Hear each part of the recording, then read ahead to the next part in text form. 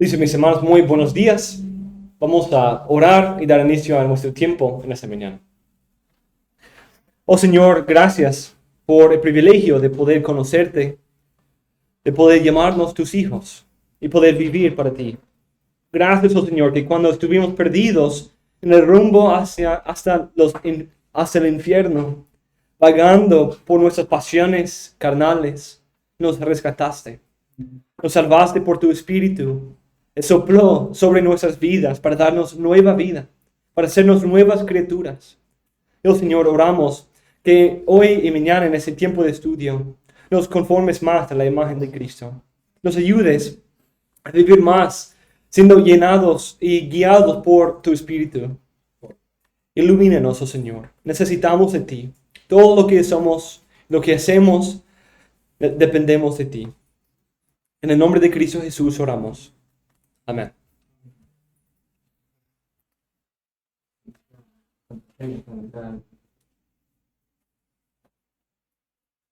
Ok. Listo. 237. 237. 307.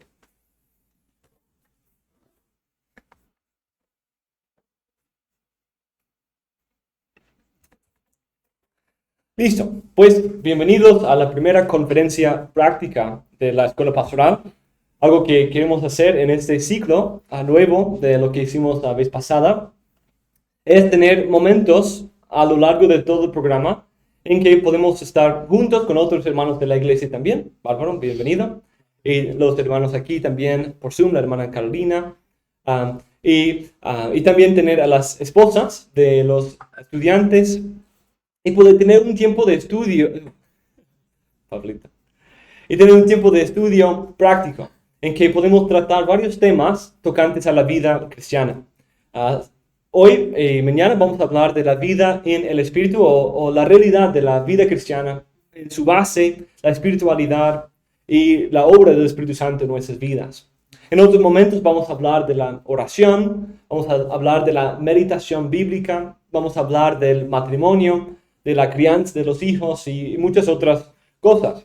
Entonces vamos a empezar hablando de la fuente de todo, de la base, de esta obra interna del Espíritu Santo.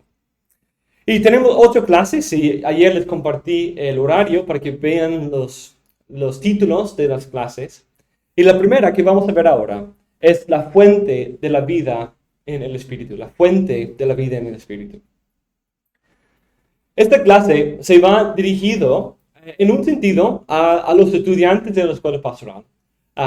Y entonces voy a hacer aplicaciones para pastores o personas que quieren ser pastores, pero también es para todos los que están aquí. Entonces quiero hacer también aplicaciones para todos. Entonces si estoy hablando de pastores, entienden que estamos en ese contexto de entrenando a hombres que quieren ser pastores y también poder bendecir a los otros cristianos de nuestra iglesia que también necesitan escuchar esas verdades tan importantes. Todos hemos tenido una experiencia muy triste de poder ver a alguien que profesa ser un cristiano, incluso quizás a alguien que profesa que sirve como pastor. Y aunque predica bien, quizás, incluso quizás puede tener un gran público para escuchar sus sermones, un cristiano que siempre habla de Cristo, de cómo va la iglesia, pero al mismo tiempo tiene pecados muy obvios en su vida. O él profana el nombre que él lleva por llamarse cristiano, por sus pecados, tanto escondidos como abiertos. Por ejemplo, Spurgeon habla de un pastor que predicaba tan bien y vivía tan mal que cuando estaba en el púlpito todo el mundo decía que no debía salir nunca más. Y cuando estaba fuera de él, todos declaraban que no debía volver a entrar. Qué triste pensar de esa realidad de algunos que tienen una vida en el púlpito, una vida en la iglesia, que no refleja la vida en su casa, o en su trabajo, o en su encuentro con sus amigos. Muchos ministros hoy han dañado la reputación de Cristo junto con otros cristianos y el ministerio que ellos llevan por ese tipo de hipocresía. Tristemente hay muchas personas que se han jurado nunca regresar más a una iglesia debido a la hipocresía de los que viven ahí. Eso es una peste terrible para el ministerio y para la iglesia, que ha destruido a muchos hombres y será también una tentación para nosotros. Y puede ser una tentación para nosotros en nuestra vida cristiana también. Por lo tanto, es esencial que desarrollemos una vida piadosa en el Espíritu. Eso es esencial para cada cristiano, que es ahora el Hijo de Dios, porque la piedad es el reflejo de nuestra nueva identidad en Cristo. La piedad, en un sentido, es llevar a cabo esa nueva identidad, el reflejar lo que Cristo ha hecho en nosotros, lo que nos ha creado, lo que está formando en nosotros. Antes de ser pastor, y todo el tiempo de ser pastor, un hombre debe dedicarse a la misión de crecer en su piedad personal. Entonces, eso es para todos, los que quieren entrar al ministerio o los que no. Eso es la base de todo. Antes de entrar en algún servicio en la iglesia, antes incluso de ser esposo o de ser esposa, esto es la base. Tener a Cristo, ser llenado del Espíritu Santo. Es eso que nos capacita, que nos da la gracia necesaria para llevar a cabo esos otros roles. Hemos sido llamados como representantes de Dios en el oficio pastoral, ejemplos al rebaño, administradores de los misterios de Dios, guía para los santos y la edificación de la iglesia. Nuestra propia semejanza a Cristo y su imagen es, por lo tanto, de suprema importancia. Pero debemos considerar esto antes y mirar específicamente, aunque la piedad es un método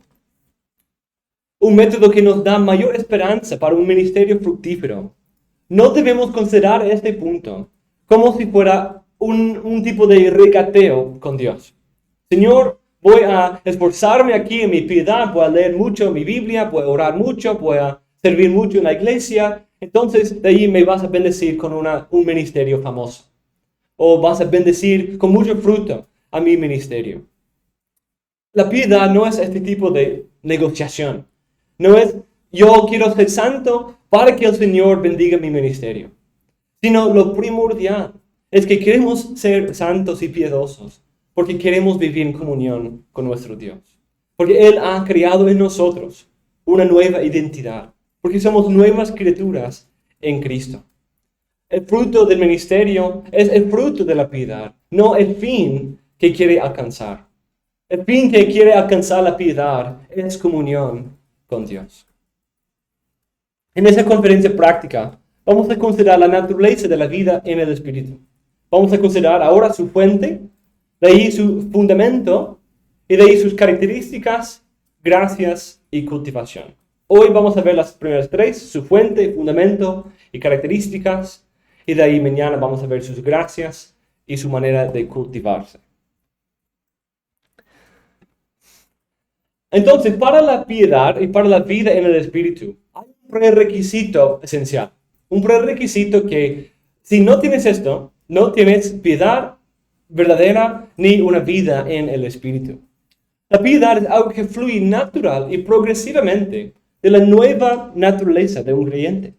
La obra de la regeneración es el origen de la búsqueda y desarrollo de la vida piadosa. Sin esta obra de regeneración, de hacer hechos nuevas criaturas, toda nuestra piedad será falsa. Por lo tanto, la primera parte de la piedad personal es asegurar que uno se ha convertido a Cristo por fe y arrepentimiento. Pablo habla de esa realidad cuando él habla de la diligencia y disciplina con la cual él lleva a cabo su ministerio, en 1 Corintios 9, 26 a 27. Por tanto, yo de esta manera corro, no como sin tener meta. De esa manera peleo, no como dando golpes al aire, sino golpeo mi cuerpo y lo hago mi esclavo. No sea que habiendo predicado a otros, yo mismo sea descalificado. Entonces, él está buscando aquí asegurar su participación en lo que él predica a otros. Él está asegurando con diligencia que su vida refleje la verdad que él predica, para que no haber predicado a otros, ver la conversión de otros, y de ahí él carece de entrar en esa conversión. Eso debe ser una consideración muy importante en la vida de cualquier persona. Porque no simplemente la conversión, la vida en Cristo y el amor por Cristo sea simplemente en la punta de nuestras lenguas, en nuestra conversación, sino que sea una realidad de nuestras vidas. Pero cuánto más para el pastor. Qué terrible es que muchas veces han subido pastores al púlpito sin haber sido convertidos. Debido a que el poder del ministerio fluye de Dios y su verdad, y no del hombre que predica. Dios todavía puede producir fruto en un ministerio inconverso. Incluso hay historias como Elias Keach, el hijo de Benjamin Keach, quien fue uno de los que firmó y formó parte de nuestra confesión de fe. Su hijo fue a los Estados Unidos y empezaba a predicar, robando los sermones de su padre y predicando siendo un inconverso. Pero el Señor en su poder vino y lo convirtió en medio de la predicación de su propio sermón. Entonces el Señor puede hacer cosas increíbles porque es su poder que nos salva. Y a pesar de nosotros siempre. Pero muchas veces los pastores inconversos no aprecian claramente el Evangelio. No entienden bien el Evangelio porque no han sido salvados por ese Evangelio. Y por eso no se refleja en sus vidas ni se predica con claridad. Además, introducen sus propios errores. Socavan su enseñanza con una vida impía. Y así no tendrá el mismo fruto. Uno puede fácilmente levantar un gran público, manipular a muchas personas, levantar muchos fondos. Los del mundo pueden hacer esas cosas. Pero para tener un verdadero fruto de comunión con Dios, de vidas transformadas por el Espíritu Santo, preparadas para entrar a los cielos, viviendo aquí en esta tierra como ciudadanos del mundo celestial, eso es algo que solo el Espíritu Santo puede hacer. Lo que es peor que todo eso es que probablemente será un ministerio que produce muchas personas engañadas de la misma manera que él. Quizás confiado en una experiencia personal, un falso entendimiento del Evangelio, o incluso en sus obras ministeriales para su salvación. Y así serán condenados, habiendo entregado su vida, supuestamente, al Señor. Como dijo nuestro Señor en Mateo 7, ¿cierto? Esas personas que profetizaron, incluso, que echaron fuera demonios en mi nombre, en tu nombre, en el nombre del Señor. Pero aún así, Él dice, no los conocí. Algo aún peor para considerar en esto, que aquellos hombres que hacen esto serán juzgados más severamente. Los que prediquen y enseñan son medidos por una medida más alta. Son juzgados conforme al estándar de la luz que han recibido y la luz que comparten con otros. Por lo tanto, cada hombre, pero especialmente los pastores, debe buscar desarrollar una certeza de su salvación por fijar firmemente su fe en Cristo y restaurar continuamente su arrepentimiento. Simplemente tener un deseo de ser pastor no es una evidencia suficiente de una conversión.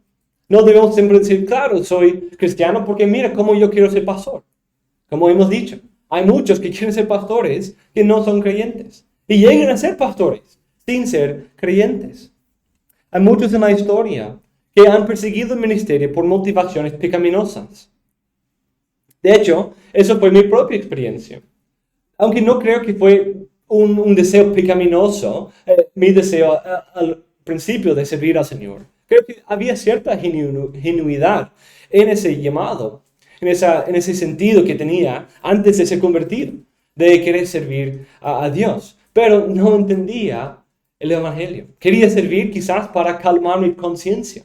Entonces, en ese sentido, pecaminoso, pero no lo hacía para dinero, para fama, para algo así de vanagloria, sino simplemente tenía convicción de mis pecados y no sabía cómo tratarla. Y nadie en mi iglesia sabía cómo tratarla, porque ya había hecho la oración del pecador, entonces ya estaba salvo. Con esa oración ya tenía todo lo que necesitaba para entrar a los cielos.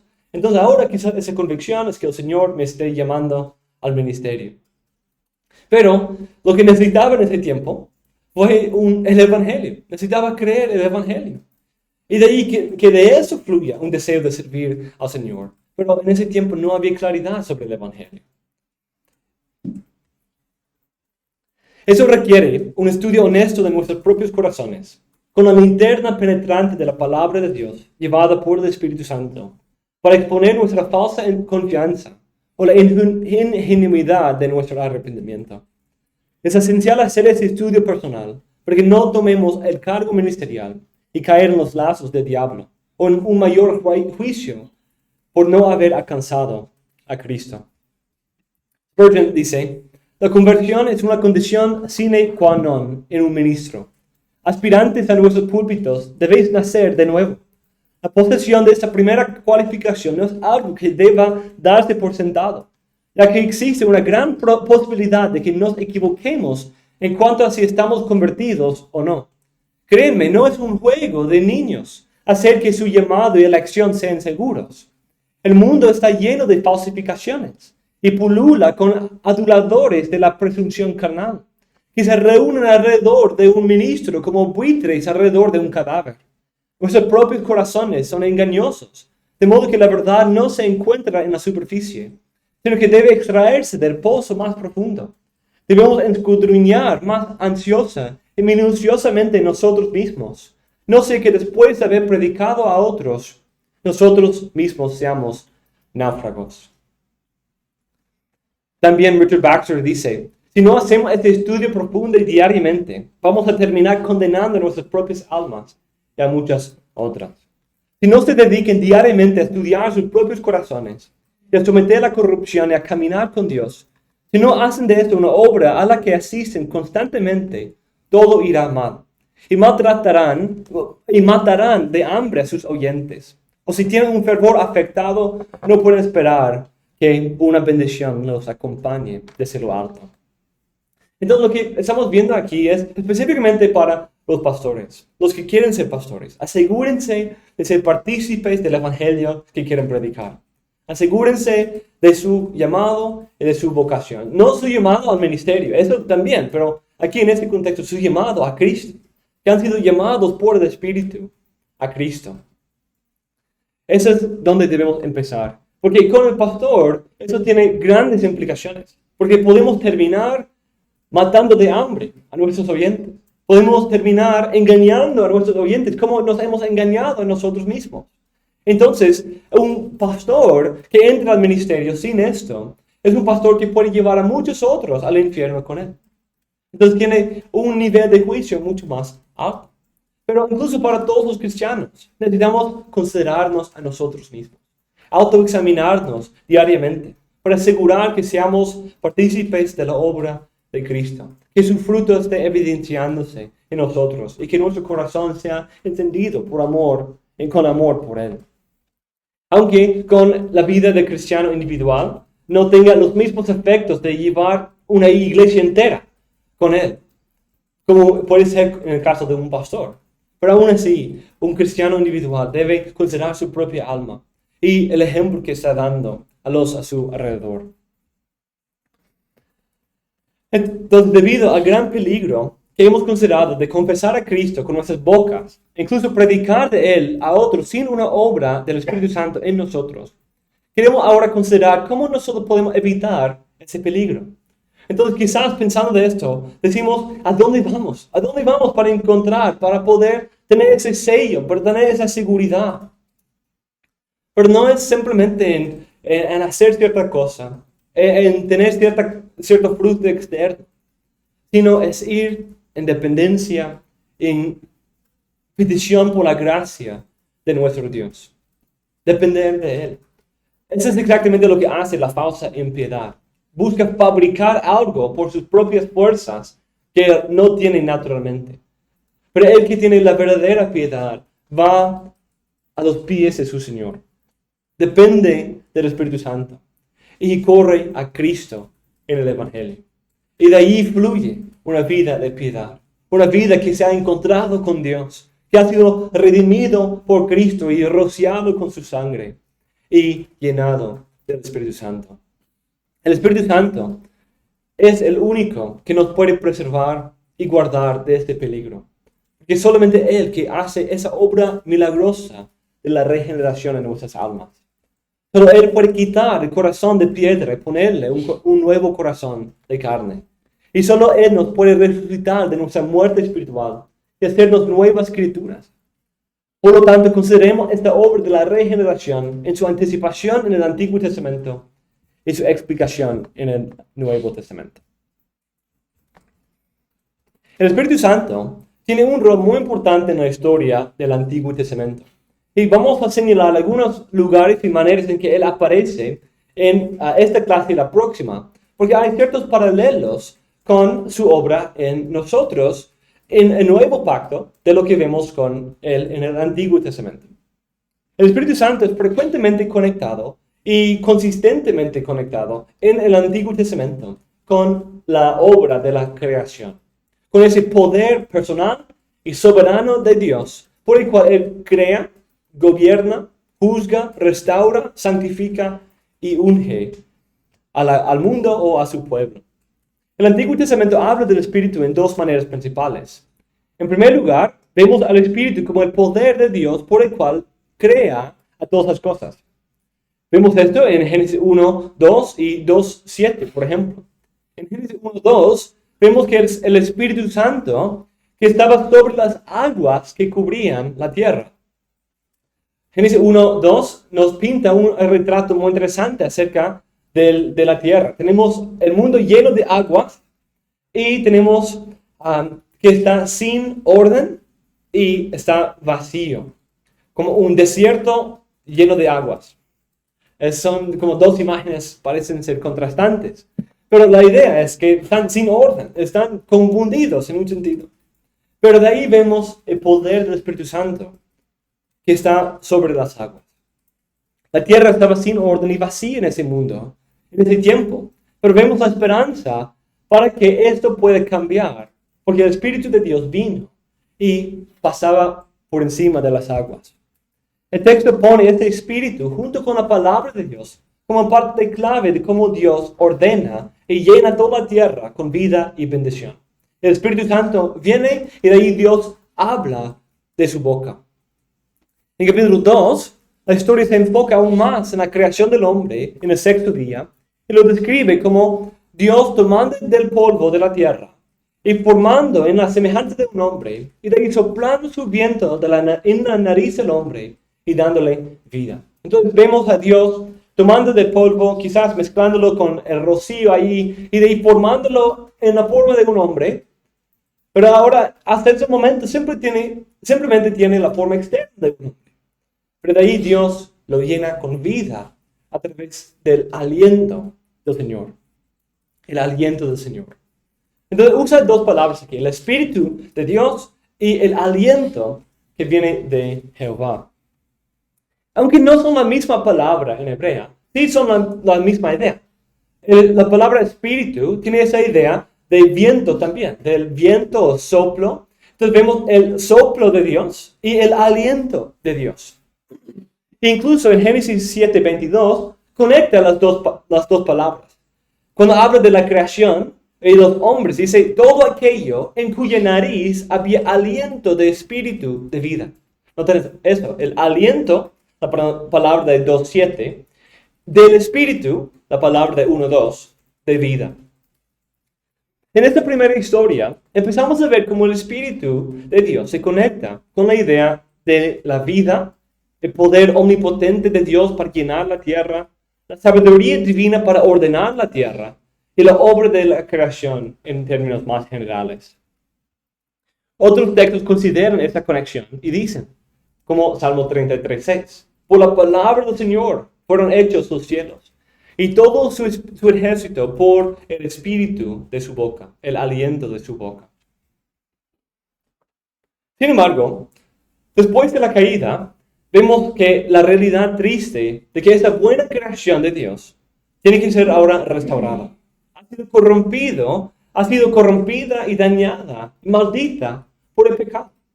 Entonces, no es lo que era. Vemos en primer lugar cómo Dios hace una nueva creación en el diluvio. Cuando Dios cubre la tierra con las aguas, en un sentido la vuelve a su estado de Génesis 1:2. La vuelve a lo que era.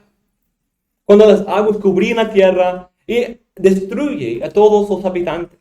Entonces estaba sin habitantes, menos el remanente, y estaba cubierto de aguas, como en Génesis 1:2. Pero incluso aquí en esta obra, cuando Dios salva a su pueblo y hace una nueva creación, va a dar un nuevo mandato, va a dar una nueva comisión de llenar la tierra. Y todo esto se va repitiendo. Pero dice en capítulo 8, versículo 1, y se acordó Dios de Noé, de todas las bestias y de todo el ganado que estaban en el arca. Y Dios hizo pasar un viento, o su espíritu, sobre la tierra y decrecieron las aguas. Entonces, el espíritu aquí es enviado de Dios, su soplo viene sobre las aguas para dividir las aguas de la tierra seca, justo como en Génesis capítulo. El Espíritu Santo aparece en esos dos textos sobre la creación. Pero esta conexión del espíritu y la creación no es meramente algo aquí de esos dos textos, sino otros profetas van a hablar de ese mismo lenguaje y hablar del Espíritu Santo en su venida en el nuevo pacto como una nueva creación. Esa conexión entre el espíritu y la creación y la nueva creación se continúa en los profetas cuando describen la realidad de la restauración del pueblo de Dios y la obra de una nueva creación en términos de la obra del Espíritu Santo. En Joel 2, 28 y 29, junto con los paralelos en Isaías 32, 44 y Ezequiel 37 y 39, también indican que el Espíritu Santo es la señal y poder de la nueva creación y la restauración de la tierra después de la maldición del pecado. El Espíritu Santo restaura la creación. Y especialmente en Joel 2:28, el Espíritu también trae una restauración del pueblo. No solamente viene para una nueva creación de la tierra, que es parte de esas promesas, pero empieza con los individuos que formarán parte de esa nueva creación. Siguiendo ese patrón de rol del Espíritu en la creación y en dar vida al hombre, entonces vemos en Génesis 1 su obra en la creación. Génesis 2, como Él es la fuente de la vida del hombre. Hay dos lugares en los profetas donde Dios profetiza un tiempo futuro en que restaurará a su pueblo a través de su Espíritu. El primero describe esa restauración como el don de una nueva creación y el segundo como una resurrección. Y vamos a ver paralelos con Génesis 1 y 2. El primer texto es Isaías 44, 2 a 5. Dice así: así dice el Señor que te creó, que te formó desde el seno materno y que te ayudará. No temas, Jacob, siervo mío, ni tú, Jeshurún, a quien he escogido, porque derramaré agua sobre la tierra sedienta y torrente sobre la tierra seca. Derramaré mi espíritu sobre tu posteridad y mi bendición sobre tus descendientes. Ellos brotarán entre la hierba como sauces junto a corrientes de agua. Él sí dirá: yo soy del Señor. Otro invocará el nombre de Jacob y otro escribirá en su mano: del Señor soy. Y se llamará con el nombre de Israel. Ese texto describe la realidad de la restauración del pueblo en el nuevo pacto como una nueva creación. Vemos que cuando Dios envía el agua y el Espíritu sobre ellos se convertirán en árboles fuertes junto a las corrientes de las aguas. Esa es una imagen que nos conecta con la primera idea que viene a mi mente, es Salmo 1. Cuando vemos a los hombres bienaventurados por meditar en la ley del Señor, que son como árboles plantados junto a las corrientes de las aguas, junto a los ríos de las aguas. Pero también esa idea se conecta con el jardín de Edén. Porque desde el centro, ¿qué estaba en el centro de Edén? Había los árboles, ¿cierto? Especialmente el árbol de la vida y el árbol del conocimiento del bien y del mal. ¿Y qué más estaba ahí en el centro del jardín de Edén? Un río fluía desde el centro de Edén. Entonces vemos en Edén esa idea de árboles plantados juntos al río. Esta imagen de una nueva creación o un paraíso restaurado simboliza la renovación del pueblo de Dios. Y también vemos la realidad de que esta obra del Espíritu Santo en restaurar al pueblo renueva la comunión de ese pueblo con Dios. Y los santifica, los aparta para que sean del Señor. Vemos ese lenguaje: yo soy del Señor. Ese es el lenguaje pactual. Yo le pertenezco a Él. Y también es esa idea de santificación, como los utensilios o los sacrificios fueron apartados de un uso común, de estar en los rediles o quizás servir de otra manera y ser dedicados al servicio al Señor, dedicados a su casa, dedicados a Él. Esa es también la idea que vemos aquí. Esa idea se usa para hablar de la regeneración en el Nuevo Testamento. Y también parece ser la idea que resulta de ese derramamiento del Espíritu Santo. Esta doble imagen del Espíritu y el agua que vimos en Génesis 1 y 8, aquí viene: derramaré agua sobre la tierra sedienta y torrentes sobre la tierra seca, y derramaré mi espíritu sobre tu posteridad y mi bendición sobre tus descendientes. Derrama agua sobre la tierra seca, algo como lo que hizo en Génesis 2, cuando la tierra estaba seca, no había lluvia, pero el Señor envió un rocío sobre la tierra, y de ahí dio vida por enviar su espíritu sobre los hombres, sobre el primer hombre. Pero esa misma conexión se ve en Ezequiel 36 también. En Ezequiel 36, 25 a 30, vemos: entonces os rociaré con agua limpia, y quedaréis limpios de todas vuestras inmundicias, y de todos vuestros ídolos os limpiaré. Además, os daré un corazón nuevo, y pondré un espíritu nuevo dentro de vosotros. Quitaré de vuestra carne el corazón de piedra, y os daré un corazón de carne. Pondré dentro de vosotros mi espíritu, y haré que andéis en mis estatutos, y que cumpláis cuidadosamente mis ordenanzas. Habitaréis en la tierra que di a vuestros padres, y seréis mi pueblo, y yo seré vuestro Dios. Os libraré de todas vuestras inmundicias, llamaré al trigo y la multiplicaré, y no traeré hambre sobre vosotros. Y multiplicaré el fruto de los árboles y el producto del campo, porque no recibáis más el oprobio de hambre entre las naciones. Este texto habla tanto de la purificación a través del agua, como la restauración a través del Espíritu. Dice que voy a rociar con agua para que sean limpios. Y voy a derramar mi espíritu, poner un nuevo espíritu dentro de vosotros, para que puedan guardar su palabra. El espíritu es conectado con el don de un nuevo corazón, por el cual el pueblo podrá obedecer los mandatos de Dios.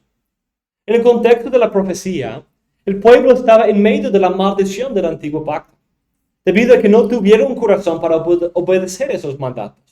Pero Dios promete un tiempo futuro en el nuevo pacto, cuando Él iba a restaurar sus corazones y darles su espíritu para que puedan andar conforme a sus mandatos, como dijo en Deuteronomio 30. Y parecido a lo que dijo Isaías, esa realidad también viene acompañada con una restauración de la bendición, la cercanía con Dios y una nueva creación. Usa el lenguaje del antiguo pacto y la imagen de la multiplicación de Génesis, cuando Dios mandó a los árboles y hizo multiplicar los árboles y mandó a multiplicarse los animales y mandó a multiplicarse los hombres. Aquí vemos que en esta restauración Dios va a hacer multiplicar el trigo y los árboles. Y de nuevo vamos a ver esa idea de una nueva creación. Y todo eso porque Él envía el agua y el Espíritu. Pero, si no hemos visto la claridad de esa conexión con una nueva creación, escuchemos versículo 35, solo saltando 5 versículos. Dice: esta tierra desolada se ha hecho como el huerto del Edén, y las ciudades desiertas, desoladas y arruinadas, están fortificadas y habitadas.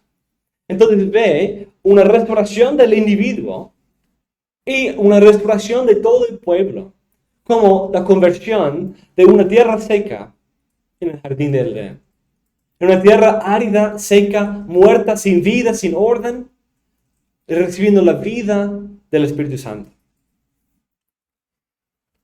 Y eso es muy parecido a lo que vimos en Génesis capítulo 1, ¿cierto?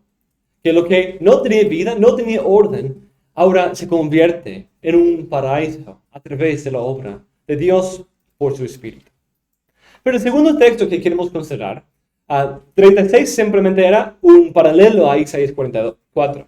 Pero ahora seguimos al próximo capítulo para ver la segunda imagen que el Antiguo Testamento usa para describir esa realidad. Ese texto provee un paralelo al capítulo 36, pero ahora considera la realidad de la resurrección del pueblo de otra perspectiva. El Espíritu es el agente principal por el cual Dios restaura en los dos textos. Cuando es la nueva creación en capítulo 36 o una nueva resurrección en capítulo 37. Este capítulo es el texto famoso del Valle de los Huesos Secos. ¿Y qué sucedió aquí en ese Valle de los Huesos Secos? ¿Se acuerdan de esa historia? Esa visión de Ezequiel. Dice, la mano del Señor vino sobre mí y me sacó en el espíritu del Señor. Y me puso en medio del valle que estaba lleno de huesos. Y Él me hizo pasar en derredor de ellos.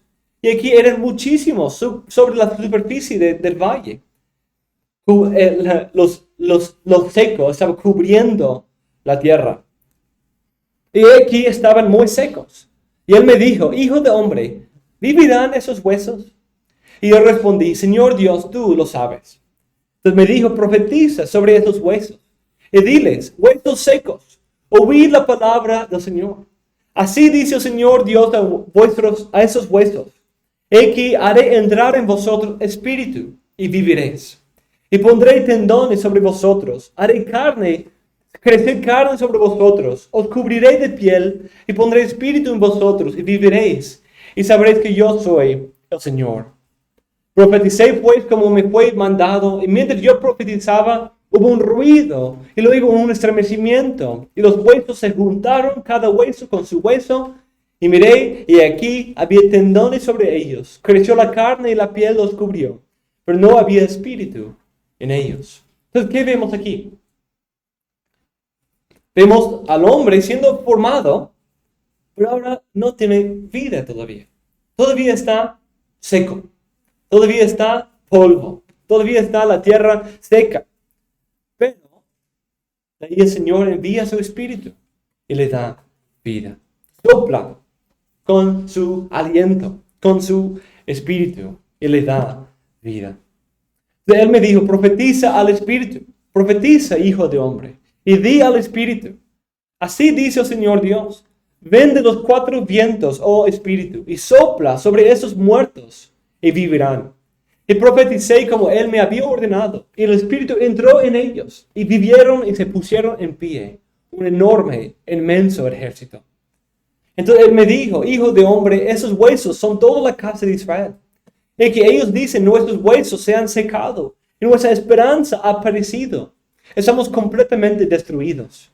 Por tanto, profetiza y diles, así dice el Señor Dios, y aquí abriré vuestros sepulcros, y os haré subir de vuestros sepulcros, pueblo mío, y os llevaré a la tierra de Israel. Y sabréis que yo soy el Señor, cuando abra vuestros sepulcros y os haga subir de vuestros sepulcros, pueblo mío. Pondré mi espíritu en vosotros y viviréis, y os pondré en vuestra tierra. Entonces sabréis que yo, el Señor, he hablado y lo he hecho, declara el Señor. Qué gloriosa realidad, qué imagen tan preciosa que describe esa obra de la fuente de la vida espiritual. El Espíritu Santo viene en nuestro pecado, viene en nuestro estado inerte, en nuestro estado inútil, en nuestro estado de muerte espiritual. Y Él nos da vida. Él hace una nueva creación, tomando lo que era antes árido y seco, sin vida, sin frutos, y lo convierte en el paraíso del Edén. Toma huesos secos y muertos, sin vida, sin esperanza, y los da vida a través de la obra de su Espíritu. Como el Espíritu obra en Génesis 1. Para hacer esa obra, como el Espíritu obra en Génesis 1, para llenar, dar vida, dar bendición a la tierra, también en el nuevo pacto. Es enviado para traer una nueva creación, empezando por el individuo, el elegido individual del Señor. Y en el segundo lugar vemos como Él toma lo que era seco, el hombre seco, carne solamente, que no es útil, porque simplemente la carne con huesos y con carne, con músculos, no sirve, a menos que tenga vida, a menos que tenga el espíritu, el aliento de vida. Entonces el Señor sopla sobre él. Y esas imágenes se usan en el Nuevo Testamento también para describir esa realidad. El texto clásico, el locus classicus de esta enseñanza es ¿cuál? ¿Qué dirían? En el Nuevo Testamento. Juan 3. ¿Cuál? Efesios 5:18. ¿Qué dice? No os embriaguéis con vino. Ok. No, eso sería después. Ajá. En cuanto a la regeneración,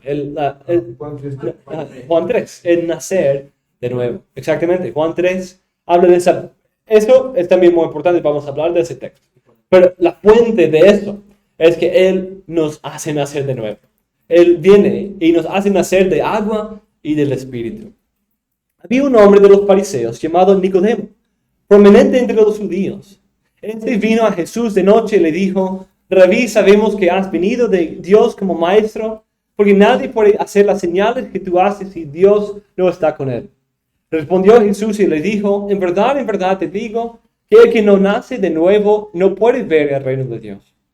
Nicodemo le dijo: ¿cómo puede un hombre nacer siendo ya viejo? ¿Acaso puede entrar por segunda vez en el vientre de su madre y nacer? Jesús respondió: en verdad te digo, que el que no nace de agua y del Espíritu, no puede entrar en el reino de Dios. Lo que es nacido de la carne, carne es. Y lo que es nacido del Espíritu, Espíritu es. No te asombres de que te hayas dicho: os es necesario nacer de nuevo. El viento sopla donde quiere, y oyes su sonido, pero no sabes de dónde viene ni a dónde va. Así es todo aquel que es nacido del Espíritu. Respondió Nicodemo y le dijo: ¿cómo puede ser esto? Jesús respondió y le dijo: tú eres maestro de Israel y no entiendes esas cosas. Cristo aquí habla de la absoluta necesidad del nuevo nacimiento. Sin esto no podemos entender ni percibir las cosas celestiales, ni podemos entrar en el reino de Dios. Ese nuevo nacimiento es igual a un nacimiento del agua y del Espíritu.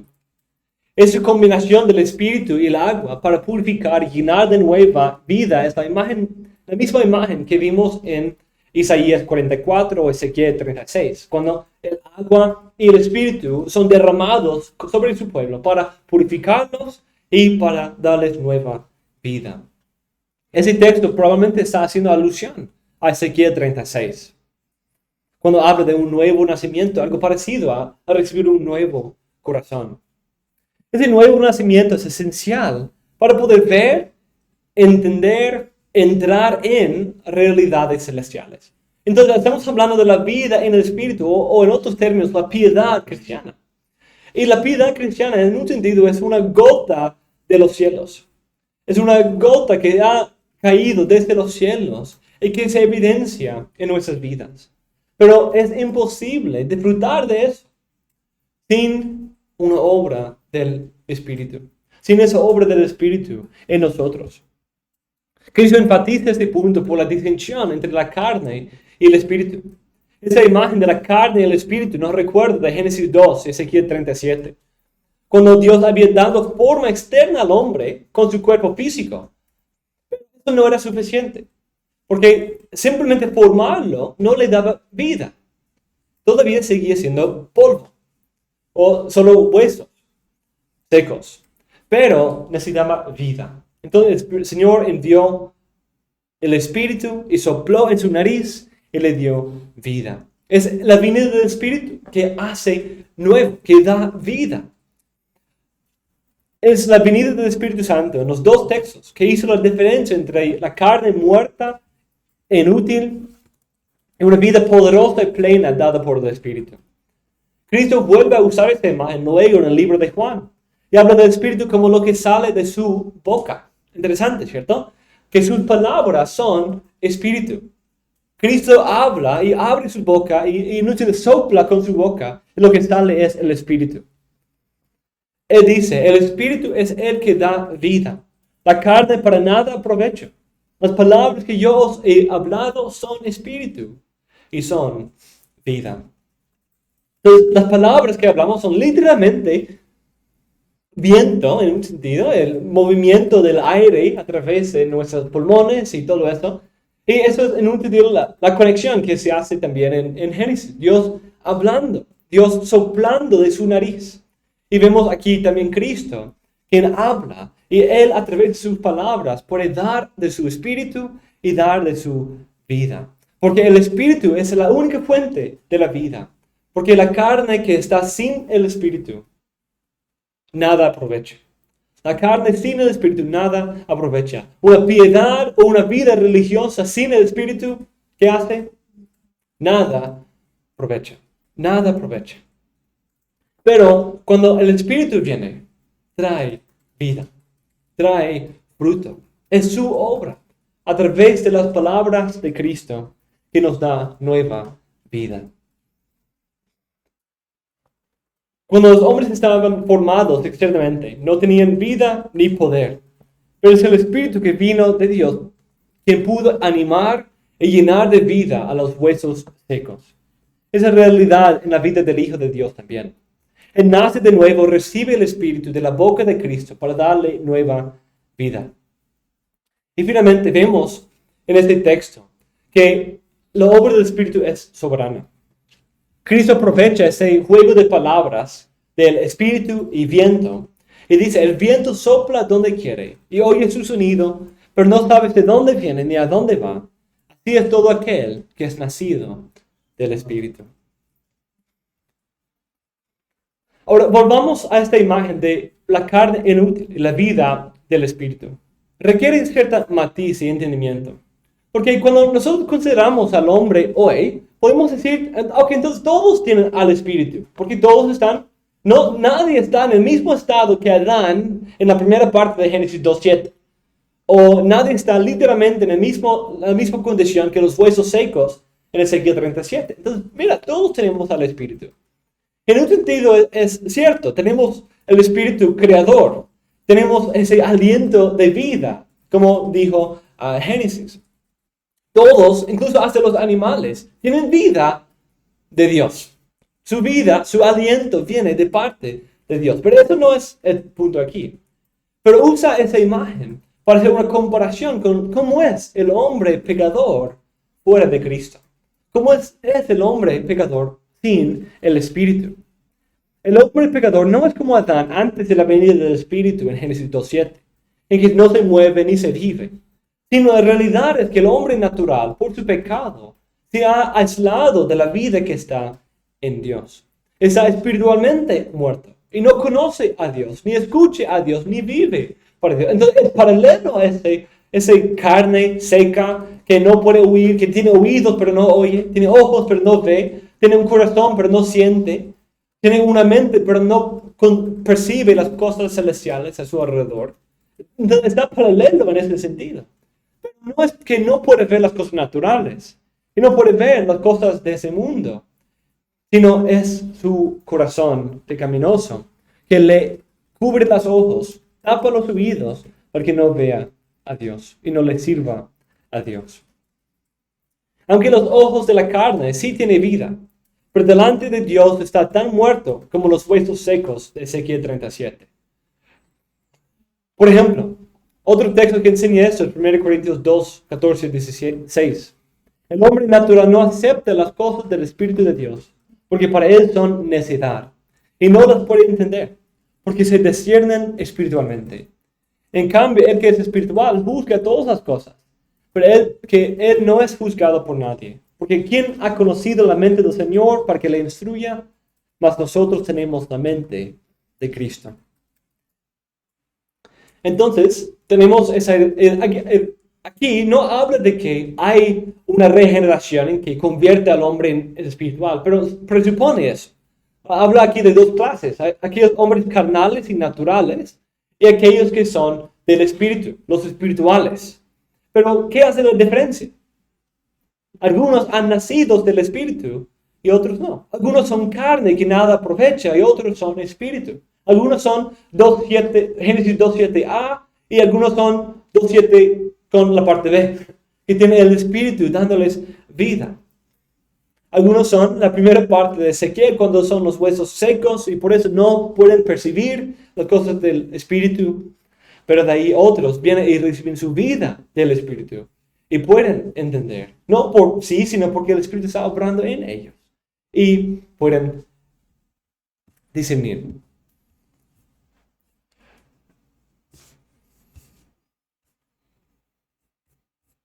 Entonces, en esto hemos visto que aunque nuestra carne ha estado pecaminosa, no hay esperanza para una vida genuina en comunión con Dios, ni una entrada al reino celestial, porque la carne nada aprovecha. Pero Dios, en su gracia abundante, en base de la obra perfecta del Hijo, Él derrama su Espíritu como agua, envía el Espíritu como el soplo del viento para hacer nuevas criaturas de sus hijos, y resucitarlos juntamente con Cristo a través del Espíritu, él mismo quien resucitó a Cristo. Esta obra del Espíritu es gloriosa y esencial. Es esta obra del Espíritu que nos hace nuevas criaturas y nos restaura en nuestra comunión con nuestro Dios. Nos da vida para poder obedecer su palabra y vivir conforme a ellas. Es una nueva creación para crearnos en la imagen de nuestro Cristo. Es un nuevo nacimiento para que seamos santos como nuestro Padre es santo.